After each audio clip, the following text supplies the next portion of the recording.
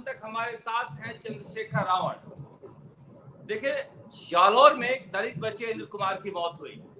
मौत के बाद होना तो यह चाहिए था कि राजस्थान सरकार इस मामले में जल्दी से जल्दी जांच करती और सच दुनिया के सामने रखती, मगर इस पूरे मामले को घुमा घुमा कर ऐसी स्थिति में ला दिया गया है कि आज चंद्रशेखर रावण तीसरी बार में सफल हुए हैं उस दलित परिवार के घर जा पाने में, और उसके बाद उनके साथ क्या किया जा रहा है ये लोकतंत्र की दुहाई देने वाले गहलोत सरकार को समझना चाहिए। मुख्यमंत्री अशोक गहलोत दिल्ली में जाकर, अहमदाबाद में जाकर कहते हैं कि देश में लोकतंत्र खतरे में है। प्रियंका गांधी गई थी चंद्रशेखर रावण से मिलने जब ये घायल हुए थे, और वहां पर उत्तर प्रदेश में इन्हें नहीं जाने दिया गया था, मगर राजस्थान में इनकी हालत ये क्या है कि पीछे आप देख सकते हैं चंद्रशेखर रावण के पुलिस की गाड़ियों के लाइट आपको दिखाई दे रहे होंगे। चंद्रशेखर जी, आप ये बताइए सुबह से किन परिस्थितियों में हैं आप और कितने पुलिस वाले आपको घेरे हुए हैं? नमस्कार जय भीम भाई, मैं शरद जी, धन्यवाद आपका। लोकतंत्र पे चर्चा करने से पहले मैं बताऊं कि मैं 24 घंटे की यात्रा करके, क्योंकि मैंने उस परिवार से वादा किया था कि मैं जरूर मिलने आऊंगा, तो मैं 2 बार आया। आपने देखा जोधपुर एयरपोर्ट से पहले मुझे रात को एक दिन दिल्ली छोड़ के आ गया, नेक्स्ट डे फिर मैं आया तो डिटेन करके रखा गया, फिर ट्रेन से भेजा गया, ट्रेन भी पुलिस ने ही करा के दिए, टिकट भी। और मैं 2 दिन से लगातार सफर करके, और मैं किस किस रास्ते से गया मैं बता भी नहीं सकता हूँ। 24 घंटे गाड़ी में बैठ के मैं वहां पहुंचा। सुबह 7 बजे मैं परिवार से मिला, 8:30 बजे वहां बड़ी संख्या में फोर्स आ गई। उन्होंने मुझसे कहा कि भाई आपको चलना पड़ेगा, यहाँ का माहौल ठीक नहीं है। मैंने कहा ठीक है, माहौल ठीक नहीं तो कोई बात नहीं, लेकिन मुझे जो बातचीत परिवार से करनी थी मैंने कर लिया। मैं बाकी बात जाके जयपुर जो मीडिया के साथी है उनके जरिए रखूंगा।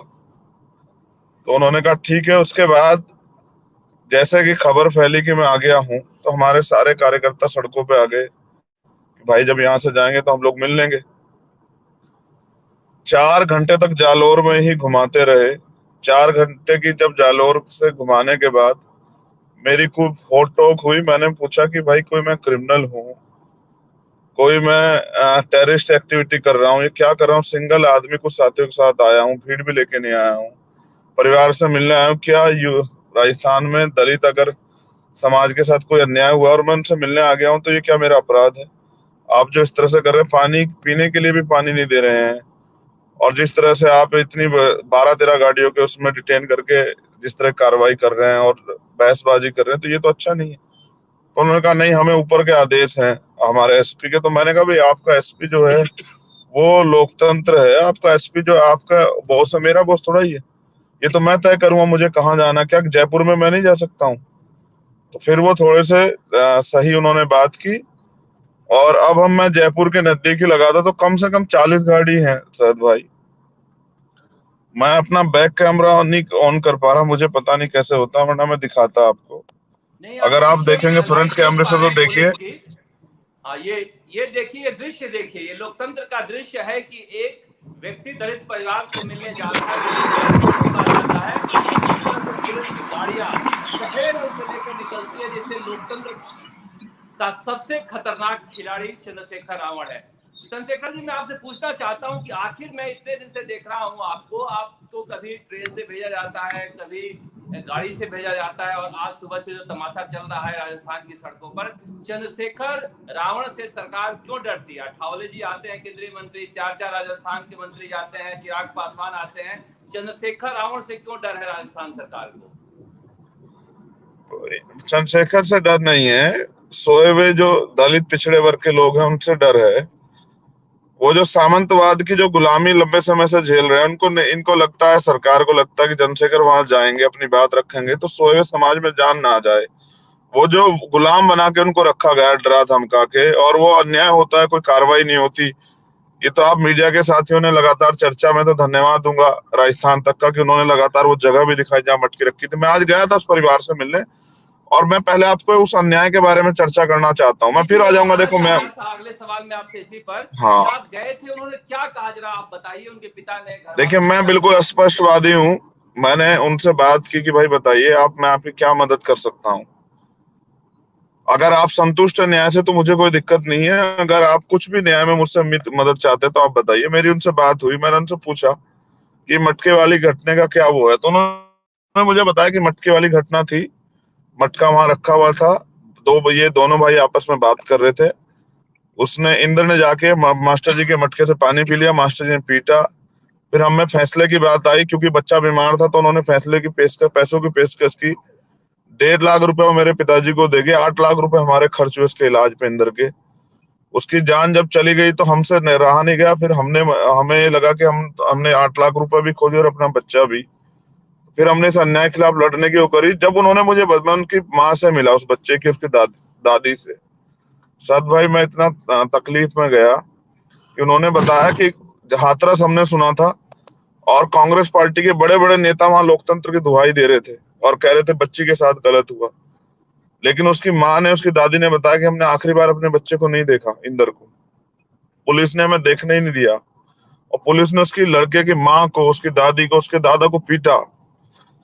वो अब अंतिम बार कोई रीति रिवाज नहीं कर पाया, अंतिम बार अपने बच्चे को देख नहीं पाए। इतना शोषण, इतना अन्याय, जबरन छीन के उस बच्चे को जलवा दिया, लाठियों के, बंदूकों के साए में। उस परिवार को जो है डरा धमका के उस बच्चे को जलवा दिया। और ये जानते थे कि चंद्रशेखर यहाँ आएगा तो ये बात जो है ना, इस बात को, इतना बड़ा नेटवर्क है उनका, ये बात बहुत दूर तक जाएगी। लेकिन इनको अभी लोकतंत्र का मतलब क्या है? आप मुझे आने नहीं दोगे, आप मुझे बात नहीं रखने दोगे, आप मुझे उनका दर्द नहीं सुनने दोगे, आप जो है डराने धमकाने का काम करोगे। उसके बाप ने मुझे बताया, बेटे, उस पीड़ित जो मृतक है इंदर, उसके पिताजी ने मुझे बताया कि भाई वो जो सुरक्षा में लोग लगाए, आप हंसोगे शरद भाई, 2 लोग सुरक्षा में है जबकि उनको धमकी मिल रही है। 2 में से भी वो सुबह एक था और उन दो पे भी कोई हथियार नहीं है, लाठी भी नहीं है। मैंने उनसे उनको बाड़मेर की घटना याद दिलाई, वहां के एसएचओ को, सीआई जो यहाँ कहते हैं, कि भाई ये बताओ इंस्पेक्टर साहब, अगर कोई भीड़, जिस तरह का माहौल चल रहा है, इनके घर की तरफ चली आए तो सुरक्षा कैसे करेंगे आपके गार्ड? तो देखिए मेरे बराबर में भी एक गाड़ी चल रही है पुलिस की कि मैं इधर से रुक के नहीं निकल जाऊं। मेरे सामने 2-2 गाड़ी चल रही है, 12-13 गाड़ी आगे है। बिल्कुल और इस देखा तरह है। से जो है जैसे मैं कोई हार्डकोर क्रिमिनल हूं। तो वो 2 लोग हैं गनर, गार्ड, और उनपे भी कोई वेपन नहीं है, हथियार नहीं। मैंने पूछा कोई भीड़ आके इस परिवार पे हमला कर देगी तो कौन जिम्मेदारी लेगा? तो उन्होंने कहा हमें यही ऑर्डर है, ऐसे ही रहना है। मैं बड़ा ये लोग सुरक्षा के लिए है। और वो एससीआई आके हमारे सामने परिवार को डांटने लगा। तो मैंने कहा जब मेरे सामने ये हाल है तो हमारे पीछे क्या होगा भाई? हमारे पीछे कितना अन्याय तुम लोग करते हो, किस तरह की भाषा का प्रयोग करते हो? पुलिस डराने के लिए है या उनकी मदद करने के लिए? सच ये है,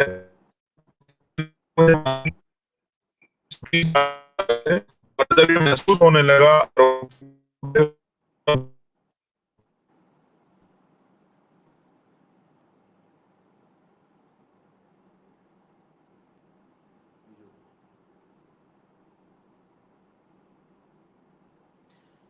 चंद्रशेखर रावण से हम बात कर रहे थे। वो दिखा रहे थे किस तरह से जयपुर की सड़कों पर वो गुजर रहे हैं और आगे पीछे पुलिस की गाड़ियां हैं, कैसे उन्हें घेरे हुए हैं।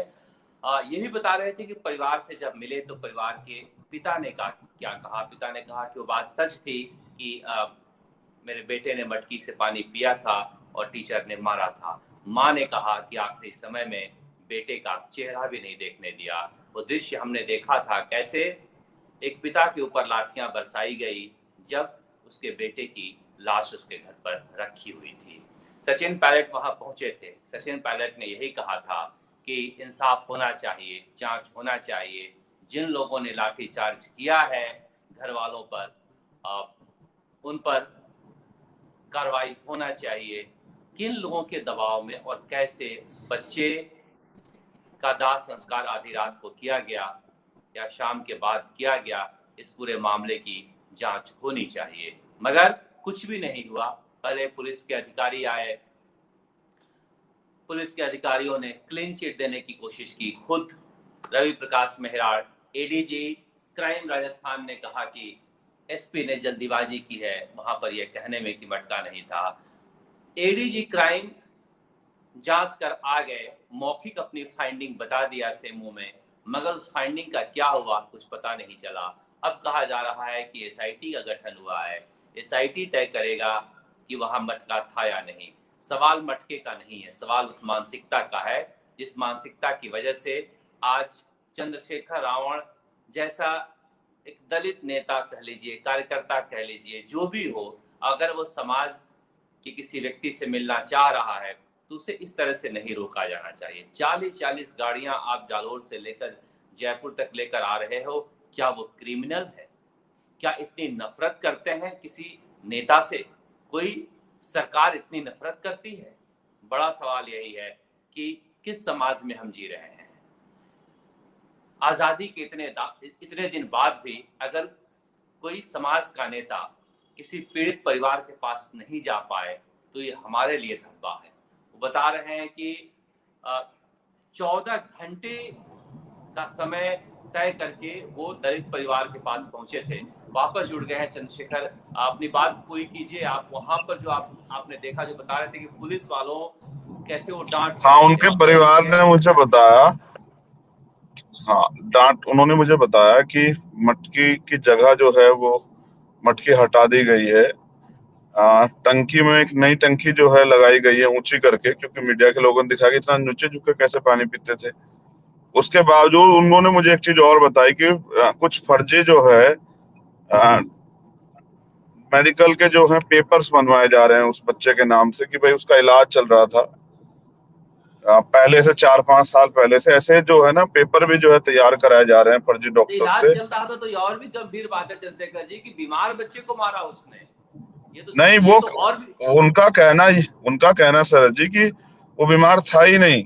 अच्छा, बीमार बच्चे को कोई स्कूल भेजेगा क्या? पहले उसका इलाज कराएगा, स्कूल भेजेगा? नहीं। और टीचर वो जानबूझकर, अगर टीचर वो जानता है बीमार है तो कान पर मारेगा क्या? फिर तो जानबूझकर मारना हुआ उसकी, फिर तो हादसा नहीं, तो हत्या ये हो गई इस तरह की। उस पूरी घटना को छिपाने के लिए सब चीजें की जाए, इसलिए मैंने सीबीआई जांच की मांग की। और जैसे मैंने सीबीआई जांच की मांग की, मुख्यमंत्री ने एसआईटी बना दी। एसआईटी किसकी है सर भाई? राजस्थान सरकार की। राजस्थान सरकार की एसआईटी चली जाएगी। मैं आपको पूरा खेल समझाता हूँ। बेसिकली ये मामला अनटचेबिलिटी का है।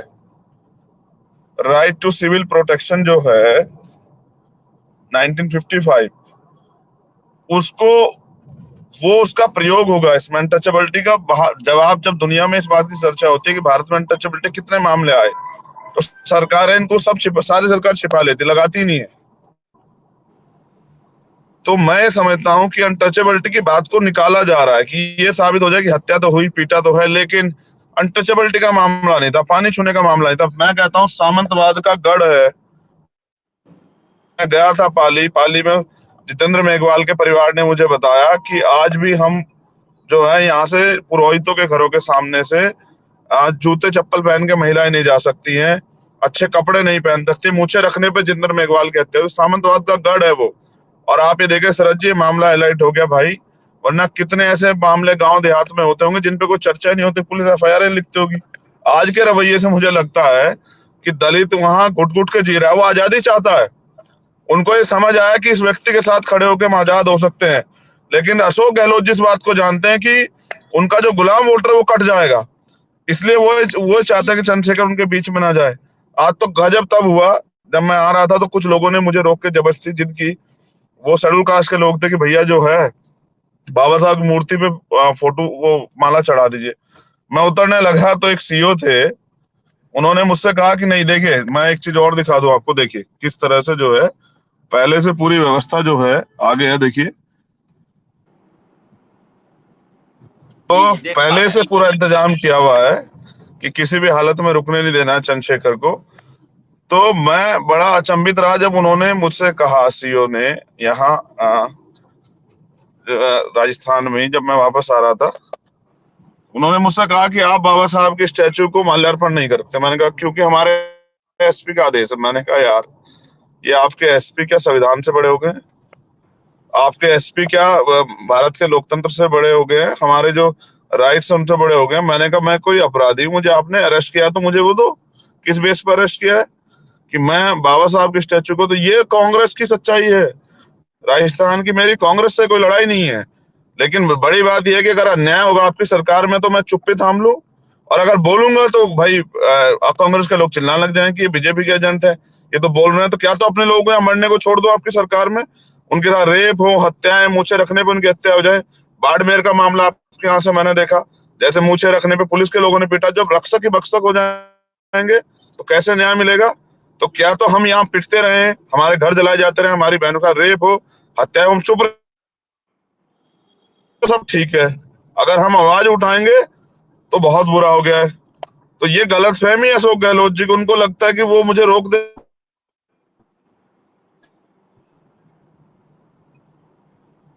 मुझे रोकने की बजाय शरद जी अगर वो इस अन्याय को रोके ना, यहाँ जो सामंतवाद में जो है पिस रहे हैं लोग, जो गुलाम की तरह जी रहे हैं, उसे रोके तो ज्यादा बेहतर होगा, मुझे ऐसा लगता है। मुझे रोकने की बजाय, मुझे रोक के क्या करोगे, मैं तो आम इंसान हूँ, मैं तो संविधान के हिसाब चलता हूँ। लेकिन वो जो इतना अन्याय जो हो रहा है पश्चिम राजस्थान में, उसको नहीं रोक पाएंगे अशोक गहलोत जी। अशोक गहलोत जी कठपुतली की तरह काम करते हैं सामंतवाद के आगे, और वो सोचते हैं उनके यहाँ। मैं धन्यवाद देता हूँ उन गुलाम नेताओं का भी, जो जिनके सामने, जो कांग्रेस बीजेपी में बैठे हैं, उनके सामने उनके समाज के साथ ही अन्याय होता है और वो चुपचाप सहते रहते हैं। मैं उन गुलाम नेताओं का भी धन्यवाद देता हूँ कि समाज उनकी सच्चाई भी देख रहा है, और समाज जो है कांग्रेस का लोकतंत्र और अशोक गहलोत जी के का भी जो है, जो सरकार है उसकी सच्चाई भी देख रहा है। हमारे लोग इसमें बेचारे इस कभी बीजेपी से नाराज होते हैं तो इनको वोट देते हैं, इनसे नाराज होते हैं बीजेपी को देते हैं, लेकिन अब उनको ये समझ आ रहा है कि ये दोनों एक जैसे ही हैं, तो इनसे सावधान रहने की जरूरत है। बिल्कुल आपने सही कहा, इस मामले में तो पूरा कांग्रेस और बीजेपी दोनों एक साथ ही नजर आई। इसीलिए मुझे लगता है कि मुख्यमंत्री अशोक गहलोत पर कोई विपक्ष का दबाव भी नहीं है, और मीडिया में भी जिस तरह से ये खबरें आ रही हैं, निश्चित रूप से बहुत ज्यादा ऐसा लगता है कि सरकार के पक्ष में है। ये दृश्य आप दिखा रहे थे चंद्रशेखर रावत जैसे पुलिस वाले आगे पीछे लगे, लेकिन चंद्रशेखर आप कीजिएगा क्या? आपको राजस्थान में अगर एंट्री कभी मिलेगी ही नहीं, तो क्या इसी तरह से छुप कर आइएगा, भागते रहिएगा, इसी तरह कहानी चलती रहेगी? शरद जी मैं आजाद हूँ, बेसिक मैं संविधान का उल्लंघन नहीं करना चाहता, वरना मेरे पास इतनी बड़ी टीम है कि मैं यहाँ की सरकार को जब चाहे सबक सिखा सकता हूँ। लेकिन मैं लोकतंत्र की हत्या नहीं, मैं भरोसा नहीं रखता, मैं संविधान के विरुद्ध नहीं जाना चाहता। मैं एक पढ़ा लिखा व्यक्ति, एडवोकेट हूँ, तो मैं संविधान के दायरे में सब कुछ करना चाहता हूँ। मैं उस दिन भी शरद जी, मेरी रीढ़ की हड्डी में दर्द था, मैं 10 घंटे मुझे बिठा के लेके जाएगा एक गाड़ी में, 7-8 लोग थे हम। मैंने उनसे कहा कि यार ये कहाँ का वो है, अगर आप पे गाड़ी नहीं है तो भाई मुझसे कह दो, मैं अपने के साथ कह दो गाड़ी का, अगर आपको लेके चलना चलो, मेरी वजह से अगर माहौल खराब हो रहा। लेकिन आप ये देखो, मुझे एक दिन मुझे उस दिन दर्द हुआ, मुझे लगा कि नहीं यार मुझे जाना चाहिए। जब मैंने देखा अशोक गहलोत जी कह रहे हैं कि कुछ छोटी सी घटना है, क्या हुआ है, ये तो होती रहती है, और कंपैरिजन करते हैं दूसरे स्टेटों से कि दूसरे स्टेटों में भी तो हो रही है। तो मैं कहता हूँ भाई, आप किस लिए चीफ मिनिस्टर हो? आप चीफ मिनिस्टर होकर ये बात कहते हो कि भाई दूसरे स्टेटों में हो रही है, आप चीफ मिनिस्टर होकर कहते हो कि छोटी सी घटना है, तो मैं आपको क्या समझू कि आप दलितों को इंसान समझते हैं, नहीं समझते हैं? और फिर आपके यहाँ इतनी बड़ी घटना हो, पूरी दुनिया में इस पर चर्चा हो रही है, और आप घूम रहे हैं गुजरात चुनाव के सिलसिले में बैठक करते हुए। तो इससे स्पष्ट हो जाता है कि वो दलितों के मामले में कितने अति संवेदनशील है, या वो जो है बिल्कुल जो निष्कुट हो गए हैं कि भाई उनको इनकी तरफ ध्यान ही नहीं देना है, उनको जो है मरने की हालत में छोड़ देना है, उनको उनके हालात में छोड़ देना है, छिटने पिटने मरने के बाद। तो मैं समझता हूँ उनकी जो है संवेदनहीन हो गए हैं वो, और उनकी दलितों के प्रति जो उनकी प्रदेश के लोग हैं उनके प्रति जो उनका एक तरह का प्यार होना चाहिए, विश्वास होना चाहिए, वो लगभग जो है टूट चुका है राजस्थान में। और वो ये सोच चाहते हैं कि चंद्रशेखर यहाँ ना रहे तो गुलाम फिर से उनकी गुलामी करते रहे। लेकिन इस बार मुझे लगता है ऐसा नहीं होने वाला, क्योंकि हर चीज का एक समय होता है, पैमाना होता है, वो पैमाना भर गया है।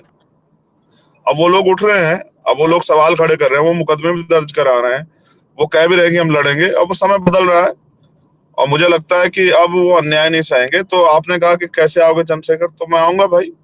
मैं यहाँ की सरकार मुझे फांसी चढ़ा दे, मैं तो भगत सिंह को भी अपना आदर्श मानता हूँ, बाबा साहब अम्बेडकर के साथ। तो यहाँ की सरकार मुझे जेल में, पिछली बार सीएचसी की लड़ाई में 4 दिन जेल में रहा, तो मैं ना तो जेल से डरता ना मुकदमों से डरता। और मैं अगर अन्याय के खिलाफ चुप हो जाऊंगा तो लड़ेगा कौन भाई? मैं जो आदमी सीबीआई ईडी इनकम टैक्स से नहीं डरता और मुकदमों से डरता, वो भी चुप हो जाएगा, तो फिर तो सब जीरो हो जाएगा। फिर तो सपना जो शहीदों ने देखा था, जिन लोगों ने आजादी के लिए बलिदान दिए, वो सब जीरो हो जाएगा अगर सब लोग चुप्पी थाम लेंगे। लेकिन मुझे तरस आता है कि जब हम ये नोटिस करते हैं आज भारत के विषय में कि जो जहां बीजेपी से अलग सरकारें हैं, हम ये महसूस करते हैं कि वहां तो कम से कम थोड़ी सी आजादी की बात हो, लेकिन मैं समझता हूँ कोई ज्यादा फर्क नहीं है, यहाँ तो उससे भी बुरा हाल है। तो अशोक गहलोत जी को सोचना चाहिए, अपनी बिल्कुल। सरकार में कानून का राज स्थापित करे, जो ऐसी घटनाएं ना हो, मेरे जैसे लोगों को यहाँ के संघर्ष करना पड़े। और अगर वो राजनीति का अधिकार भी छीनना चाहते हैं कि भाई मैं आके यहाँ काम ही ना करूं, तो अशोक गहलोत जी तो फिर उनको तो बहुत जगह घूमना है, बीमार में तो सब जगह। बिल्कुल चंद्रशेखर, आपने अच्छी बात कही। बाबा रामभीम साहब अम्बेडकर ने जो संविधान दिया है, उसमें सबको हक दिया है और आपको संविधान की पालना करनी चाहिए। इसकी पालना वो कर रहे हैं। लेकिन बड़ी बात यह है कि हमें चंद्रशेखर रावण एक व्यक्ति हैं, उनसे ज्यादा बड़ी लड़ाई है इंद्र मेघवाल की। इंद्र मेघवाल को इंसाफ मिल पाएगा या नहीं, हमें इस पर ध्यान देने की जरूरत है। आप गए वहां, क्या आपको लगता है परिवार को भरोसा है कि एसआईटी जांच करेगी? क्योंकि देखिए, एडीजी क्राइम रवि प्रकाश मेहरार जो हैं, जिसके बारे में मुख्यमंत्री अशोक गहलोत बोले कि वो दलित है, उन्होंने कहा कि एसपी ने जल्दीबाजी की है कहने में कि मटका नहीं था, उसके बावजूद एसपी नहीं हट रहा है। कई लोग जो फर्जी एसआईटी घूम रही है मीडिया की, उन्हें स्टिंग ऑपरेशन किया तो पुलिस वाला जो तैनात है वो कह रहा है कि अजी कुछ नहीं हुआ था, बात का पतंगड़ बना रहे हैं, कोई गड़ा नहीं था। अब पुलिस जो तैनात है उसके घर पे उसकी मानसिकता ऐसी है, तो क्या जांच होगी? बड़ा सवाल यह है कि ये जांच में कुछ सच निकल पाएगा या नहीं।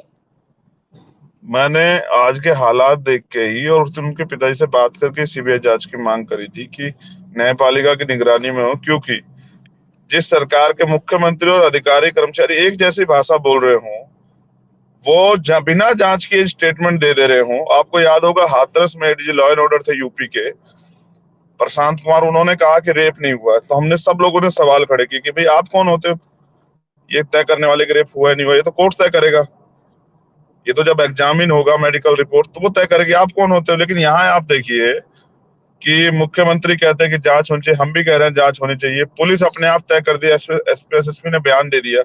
तो क्या मुख्यमंत्री जब ये कह रहे हैं कि जल्दबाजी में दे दिया, या एडीजी क्राइम कह रहे हैं, तो क्या उस एसएसपी पे कार्रवाई नहीं होनी चाहिए कि वो जो है डाइल्यूट कर रहा है चीजों को? जब वो एसएसपी और डीएम तालियां बजाते हैं वहां खड़े होके पंचायत में, तो क्या ऐसे अधिकारी जो है न्याय दिला देंगे? क्या परिवार का विश्वास मजबूत कर? जैसे मैंने सुरक्षा की बात आपको बताई कि 2 सिपाही, नियत्ते सिपाही, दोनों शेड्यूल कास्ट के, अगर कोई अन्याय हो तो मरो, आप ही सामना करो।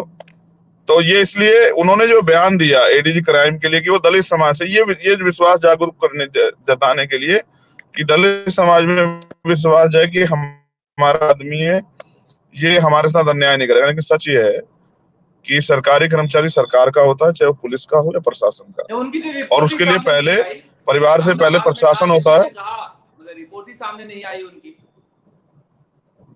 हाँ, बिना रिपोर्ट के स्टेटमेंट दे दिया। देखिए ना, जज हो गए हैं, राजस्थान पुलिस के अधिकारी कर्मचारी जज हो गए। मैंने रवि प्रकाश जी का स्टेटमेंट भी सुना जो आपके चैनल पे ही, वो कुछ भी कहने से बच रहे थे, कह रहे थे जांच आने दीजिए, जांच की रिपोर्ट आने दीजिए। उन्होंने एक्सेप्ट किया कि मटका की जगह है वहां, ये तो उन्होंने एक्सेप्ट किया। लेकिन आप ये बताओ कि एसएसपी ने कैसे बयान दे दिया, किसके दबाव में दे दिया बयान? और आज तो विपक्ष भी चुप है, सब लोग चाह रहे मामला दब जाए, क्योंकि दलितों का मामला है, जानवर है, ये मर भी गए तो क्या फर्क पड़ा, 9 साल का बच्चा है, 9 और मर जाते क्या फर्क पड़ता है? तो विपक्ष भी चुप है।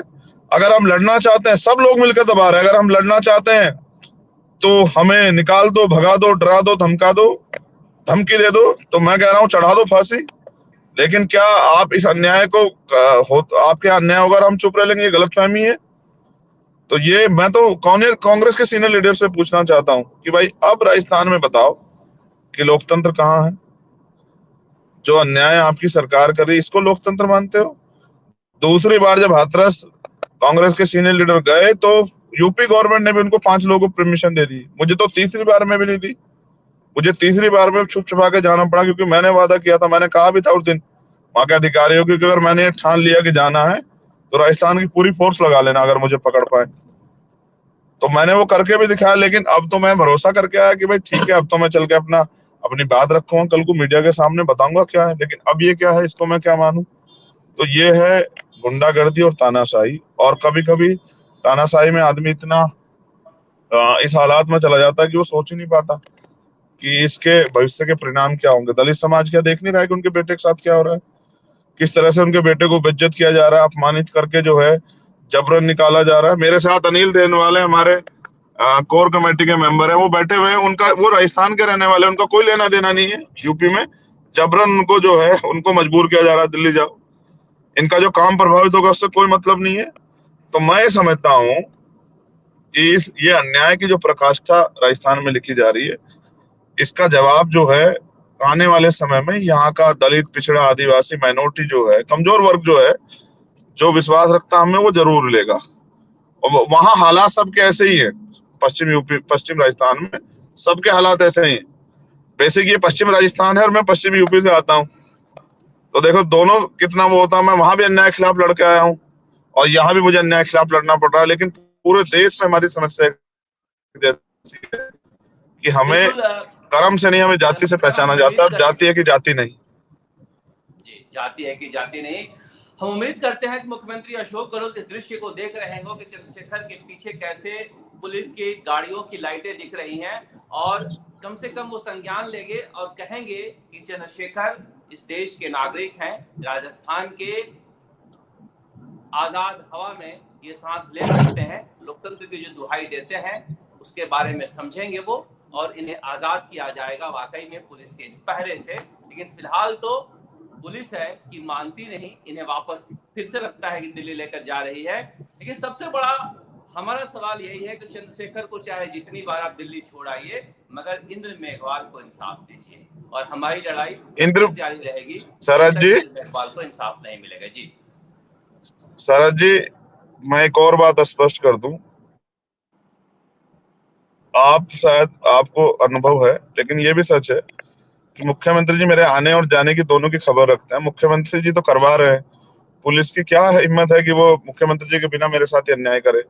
लेकिन लड़ाई इंदर मेघवाल के साथ साथ जितेंद्र मेघवाल की भी है, हर उस गरीब की है जिसके साथ अन्याय हुआ और आवाज उठाने पे पुलिस ने जो है उसको पीट के थाने से भगा दिया। हर उसकी लड़ाई है।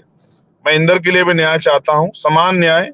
मैं जितेंद्र मेघवाल के लिए भी समान न्याय चाहता हूँ, और मैं हर उस व्यक्ति के लिए, वो दलित हो, अगड़ा, पिछड़ा, अगर वो राजस्थान का नागरिक है तो मैं सरकार से उसके हक अधिकारों के लिए लड़ना चाहता हूँ। और अगर किसी के साथ अन्याय होगा तो फिर ये हमें हमें इस लड़ाई को लड़ना पड़ेगा। यही तो लोकतंत्र है कि विपक्ष की बातों को भी आप सुनो, लेकिन आप तो तानाशाह हो गए हैं। तो पुलिस है बिल्कुल कि चंद्रशेखर, आपकी मानती बात से नहीं, हम और सहमत हैं। जाति है कि जाति नहीं।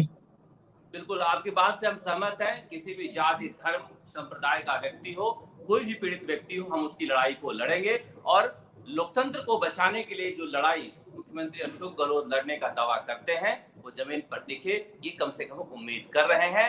इसी के साथ चंद्रशेखर, आपको धन्यवाद हमसे जुड़ने के लिए, और राजस्थान तक के सभी दर्शकों को इंद्र मेघवाल से जुड़ी हर खबर हम आप तक पहुंचाते रहेंगे। आप देखते रहिए राजस्थान तक। नमस्कार।